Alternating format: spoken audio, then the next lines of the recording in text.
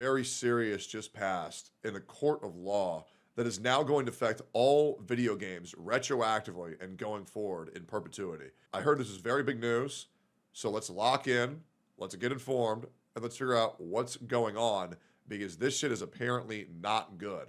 Today's story is actually going to tangibly impact you. So, for 5 years, there's been a battle waging at the highest levels of the games industry. Yep. It's massive, it's between Apple, it's between Epic, and it's around the principle of fairness. And the big news today is that Apple just lost. But they didn't lose because Epic Games outmaneuvered them or any kind of insane gigabrain play from Tim Sweeney. No, they lost because, in the words of the judge presiding over this decision, Apple leadership, quote, outright lied under oath, and in deciding not to comply with legal injunctions, Tim Cook, quote, chose poorly. It's an ominous thing for a judge to be saying to you. That's not good. This, though, is a dramatic case. It has impacts that will reverberate across the entire games industry, and honestly, far wider than that, meaning it truly will impact everyone who watches this video. Here's how all this started. So, Tim Sweeney is a man on a mission, and it's a mission that's cost him and his company more than $1 billion over the last 5 years. It's fair to say that he's pretty committed. That's a lot of money. 5 years ago is when he decided that Apple and Google's exclusive storefronts on their mobile platforms were in fact Tim Cook, more like Tim Cook. Monopolies. True. In his opinion. Essentially, he says that they don't earn their 30% fee. Rather, they impose it. And that because of that, they're restricting how developers could make money and what sort of deals that they could actually offer to consumers. So what he decided to do was force their hand. Yeah. So he started something called Project Liberty, and here's how it worked. Fortnite suddenly got an option where users could buy currency directly from Epic. Right? Yeah. Directly, not through your Apple payment or Google payment thing. That, of course, meant that Apple and Google immediately booted Fortnite because it did break their store policy. Absolutely. And this is exactly what Tim Sweeney actually wanted. He wanted his game to be kicked off. And we pretty much know that because Epic immediately filed lawsuits that they had been preparing, and these were designed to force the stores to change those policies. Now, in the case of Google, it actually went so much better than any of us could have expected. Evidence actually emerged that certain developers like Activision had been paid not to rock the boat, and that they deleted documents and were broadly proven to have acted unfairly. They lost on all counts as determined by a jury. Deleting evidence does not sound too good. Have appealed. It was a big oof. But their fight against Apple is an entirely different story. Things have begun to look quite bad for Epic. You see, the outcome of that initial trial, the original one, was an almost complete defeat for Epic Games. They basically could not prove being the emphasis word there, that any kind of monopoly or unfair action was going on. But there was one exception. An injunction was placed against Apple, and this was to end anti-steering provisions. You might think, what is anti-steering? Well, it's actually pretty simple. So basically, it meant that Apple could no longer prevent developers from directing users to make purchases outside of the store. So basically, steering you, the customer, somewhere else. So as an example, that would be buying V-Bucks in Fortnite through a web client rather than through Apple's purchasing system, which would thus avoid Apple's 30% cut. Now, so this is kind of the things that LD Shop does, where they like direct you to their direct shop and they reduce the currency by IP changing to whatever country has the cheapest deal so far. And I can see why companies themselves don't want that because they're saving consumers a lot of money is what I'm assuming here. Now, at the time, the judge said that Apple should be entitled to something, but that they can't force people to use their in-app purchase systems. Apple then spent 3 years appealing, and, it's Apple, they can afford lawyers, but they really got nowhere on that front. And this is when that same judge came back and filed a new injunction against Apple for their behavior in the last 3 years. And this one truly is remarkable, and depending on how things shake out, there could even be a criminal component. It's quite wild. So, it wasn't just for a lack of compliance with the original order, but for contempt of court, which is usually frowned upon. So much so that they've been referred to the US Attorney's Office to consider criminal contempt proceedings. That would be dramatic. Now, the judge essentially was not pleased that Apple implemented new costly fees around off-app purchases, where basically they were effectively replacing one anti-competitive process with another, meaning, of course, devs lose, but also us customers lose. And while they were doing all that, they were also misleading the court over what they were doing. Here's a quote. That it thought this court would tolerate such insubordination was a gross miscalculation. As always, the cover-up made it worse. For this court, there is no second bite of the apple. Good one. Yeah, GG, Judge. Quite the zinger. So she laid out then some Wow, clear bro's a funny rules. guy. These are practices that Apple are banned from. Number 1, imposing a fee on purchases made outside an app. That means that they have no reason, therefore, to track those purchases, the ones made outside an app. Ban number... You know what drives me fucking insane about buying shit from Apple? You buy $100 worth of Pokecoins on the in-game store of Pokemon Go. Apple charges you $125. Why the fuck am I paying $25 extra for this shit, bro? $25 extra, bro. Why?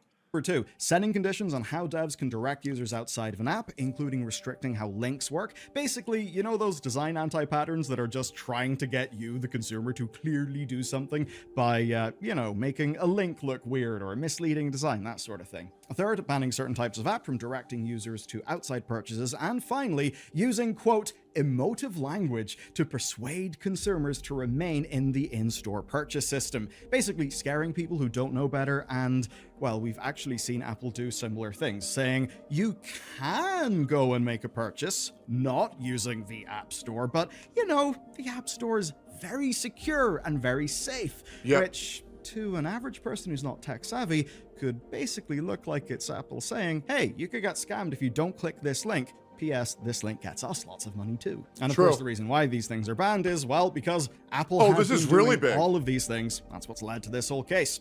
Now, in response, they have now began complying and appealing. It'll be interesting to see how this is malicious their really compliance huge. is. What I the imagine fuck? it will be as malicious as is humanly possible without getting in even more trouble. But all of this is happening while the rest of the industry is licking its lips. Some developers already had updates to go in this. Spotify were a major one. They framed this as a huge consumer win, which in fairness, I would say it absolutely is. Now, in case you guys don't understand, this might prevent the monopoly that Apple has on like app or like in-game purchases, and this could lead us consumers in saving like 20 to 25% off of purchases in-game. No, this is awesome. This is really big, and this is passed. This is great. Okay, the repercussions this might have on, like, the ripple effects this could have on, like, consumer rights is insane. Oh, this is awesome. We can do insane things like manage our subscriptions in an app. We can use different payment options, and we can see costs. You can now buy Kindle books in the Kindle app. Patreon memberships are no longer marked up on iOS to counteract the store tax. Oh, fuck yeah! Lots of things. But of course, let's bring it back to... Porn is now 30% cheaper, guys. For all you guys who support hentai artists on Patreon, man, hey, you're saving buku bucks now, baby. Tim Sweeney and Epic Games. So, the Epic Games Store mobile version already existed as of last year, but now they are really ramping things up. Within a week of the ruling, Epic announced their web store fee would drop to 0% for your first $1 million in revenue, with that starting this June. That's obviously pretty awesome if you're a dev.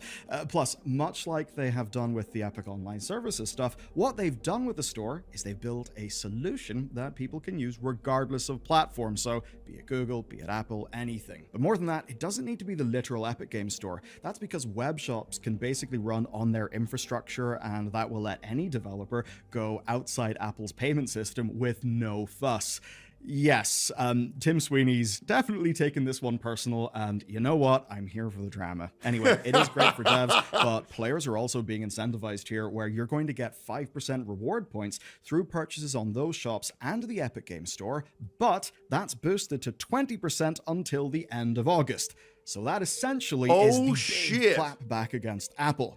There is the other thing, the Fortnite. So Tim Sweeney has proposed that Fortnite can return to app stores within weeks, like fuck 'em up, quick, Fortnite! provided Apple allows them to do so. He also said he'll drop all litigation as part of a peace plan, provided Apple roll out this policy worldwide. And instead, as of the time of writing and recording this video, Apple have I knew Fortnite were the good guys. Submission.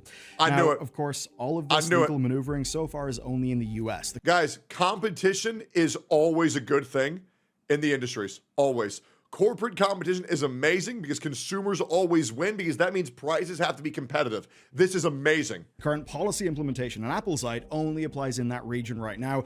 Fortunately, though, for those of us benefiting from EU rules, we've already had some things for months already, and Apple can't stop it. An absolute bomb was dropped in the industry in March of this year when both Google and Apple were found to be in breach of the Digital Markets Act by the EU Commission. And this is pretty damn big stuff. They can absolutely sting these companies. So with Google, it was for anti-steering practices, and Apple it was for blocking third parties from interfacing with their systems. Now, this follows last August's, told you we'd come back to that, ruling that Apple had to open their platform up to alternative stores, and another breach from Apple in April of this year, also on steering. Now, in that last case, they also faced a cool little €500 million fine for what was absolutely flagrant breaches of the law.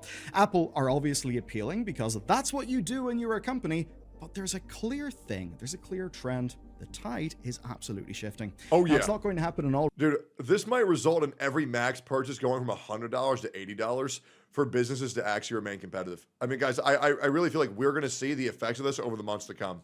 This is so good. Regions, but we are seeing regulation. It started off with Europe fighting, W Europe, all EU frogs, W y'all, and saying that things can no longer be described with in-game vague currency. You must list out the dollar amount. That was already huge. This is the next big step. This is the next big step where hopefully gacha games can one day become a lot less predatory. I love this shit. Over major platforms to protect consumer interests from companies who otherwise would control them. So between that and, I guess, a billionaire slap fight led by Tim Sweeney, well, look, we should take these wins when we can get them. Absolutely. Not to bring up an old drama, and it is a bit of a different story, but I suppose a little bit like how Hulk Hogan versus Gawker was, in fact, Peter Thiel versus Gawker.